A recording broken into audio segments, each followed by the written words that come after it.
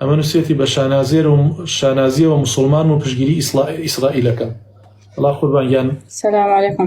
حتى قيامت لسجدها بإخوة جوري يك حرفك دلور ناقلة كمرديت إلى جهنم وبئس المصير.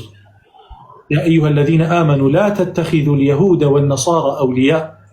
كاتي تو أوان أكيد بولي خوت بشجيريان أكيد ولا ضلوا خوشيانت أبيت وبزمان وبكومينت وببوستكانت بشجيريان أكيد يقين تبيت تشوكترين بشد لنا وإسلامنا ما أو كي أوتي ولا وبراء أو لا إله إلا الله يا هر أعوى شيء نية بيليت لا إله إلا الله مرجي هي أجر مرجكاني لأخوتها تطبيق نكيت تيجي لا إله إلا الله كتهل أو شيء تسيك ولا تركنوا إلى الذين ظلموا فتمسكم النار.